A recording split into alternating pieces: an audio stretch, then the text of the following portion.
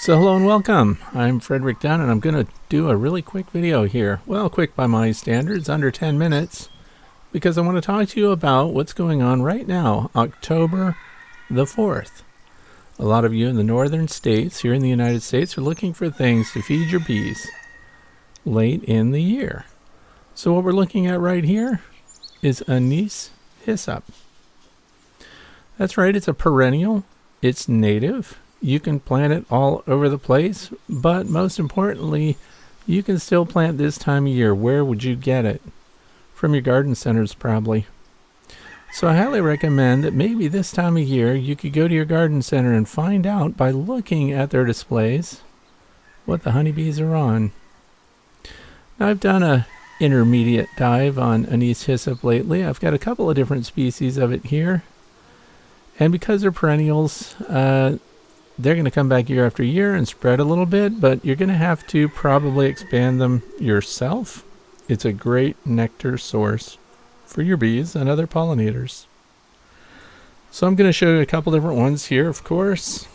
This light lavender looking one goes by Blue Fortune, but it is hyssop and they have common names that go along with them. Agastashi is what you'll see listed on the labels when you go to your garden center, your nurseries and things like that. Make sure they're not treated with pesticides or insecticides.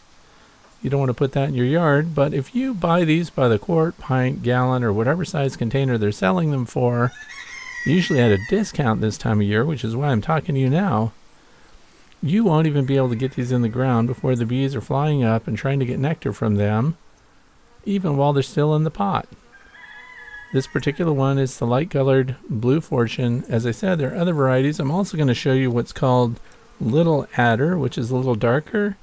And you'll notice that these blossoms are short. So when you're at the garden center and you're looking at the hyssop that's on display, that's hopefully discounted, look at the length of the blossoms on them. If they're around 1/4 of an inch, your honeybees can go right on them. But there are varieties that have longer flowers, which means that things like bumblebees can get the nectar, but your honeybees may not be able to. I'm also going to give you a link down in the video description to another YouTuber who talks about these plants in great detail. So, for example, sure, it's expensive to buy potted plants, but you can start these from seed. So he demonstrates how to gather them from seed. These dry out and die back in the fall. These are going to continue to bloom and provide nectar for my honeybees and other pollinators starting in June here in the state of Pennsylvania. And here we are October 4th, so they definitely go all the way into October. So they're cold hardy. They can handle a frost because we've had several frosts already. And the frosts really did a number on my cosmos, so they're kind of down for the count. Goldenrod is dwindling. Sunflowers are all but gone. And the Maximilian Sunflowers are in full bloom, so they're a great pollen source. So as I mentioned before, the primary benefit to your honeybees here is going to be the nectar. And they're going to be all over them. So I plan to plant at least an acre if I can get away with it. I want to work from seed because buying plants is extremely expensive, but that's why I'm mentioning to you, you have an opportunity to support your local nurseries.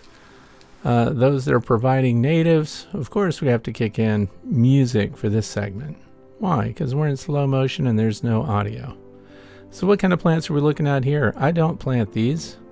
They show up everywhere on their own. Ditches, roadsides, fallow fields, and these are asters. Asters are out there in a variety of colors. This is goldenrod. Goldenrod is on its way out. I would say it's 90% spent right now. But the honeybees are still on it, even though there are other varieties. I also do not plant goldenrod, and that's because we have miles of it. And the bees forage 3 miles away, maximum, I would say. They definitely want to go to forage that's closer to the apiary if they can get it. And things like goldenrod, which are native, which come up on their own, provide pollen and nectar. Here's another variety of aster. These look white. And this honeybee is on it, but watch what happens when she flies off and lands on another aster blossom. She is going to leave that spot rather quick, and I'll show you why.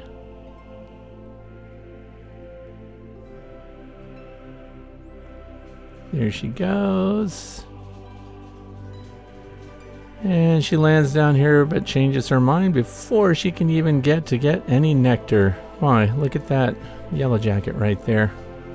Now this one is no threat to that honeybee. Why? Look at the antenna on it, how long and arced they are. This is a male. Just like honeybee males, the drones, they don't sting. This little rascal's just out here getting nectar, just like the honeybees are. So all pollinators go for a variety of nectar and pollen-bearing plants, but the honeybees are after nectar as well as pollen. This is another aster. You can spot the asters when they're like this because they all have that familiar yellow center. And this one is getting pollen. Pollen for honeybees, of course, feeds their brood. So they'll be taking this back to the hive and brooding up a little bit for those heavy-bodied, fat winter bees, the workers inside the hive that live for months. This is Bombus, a bumblebee. But look at the difference of the hyssop that it's on. This is Agastashi Rugosa, also known as the little adder. It's darker, it's more purple. And also I noticed that the flowers are tighter to the flower stems there. And so you can't have too many of these. Remember, this is going to be a nectar source for your bees all summer long, starting in June all the way through October. So if you're going to get plants that you want to plant, by the way, you'll smell these if you're downwind from them right away, which is why when you bring them home in the pots, if that's the way you plant them, honeybees, bumblebees, and other pollinators are going to come right to you before you can even get them out of the pots. Of course, the cheapest way to do it is to plant them by seed, and that's why I hope that you'll check out the other YouTube channel and listen to all the great guidance that this guy has to offer. I'm no plant expert. I just walk around and observe the honeybees to see what they're doing day by day. Today it's in the 50s. Wednesday and Thursday it's going to be in the high 60s, low 70s. So this is my final opportunity, I think, to get things under control in the apiary. So here we are again, the goldenrod, tongues out. That's how we know that they go after nectar too. If they're just after the pollen, there's no reason to extend the tongue while they're on the blossoms. So there are other varieties of goldenrod, by the way, not just one. And where do they take all their resources? Right here, back to their beehive. Look who's on the landing board there, by the way, a big fat drone just clambering up over the edge. So we still have some drones, so there's still hope for those late season swarms. The colonies that they left behind that have brand new queens in them are now flying out to mate, and it's good news to see the drones out there. It's also good news to see that there's lots of nutrition still in the environment. The plant that you see around this beehive is, of course, grapes. These are grapevines. They provide wind protection, kind of tuck this little beehive away. And they're in brood reduction right now. But as I mentioned before, they're building fat-bodied winter worker bees, which means they need premium nutrition, and I want them to get that from the environment. So I hope you'll take an opportunity to visit your garden center, take a look around, see what the bees are on, and note whether or not any of those bees are honeybees, and if they have pollen on their legs from the plants that you hope to pick. Find out how long they bloom. For me, the plant of the year right here is Anise Hyssop. Thanks for watching.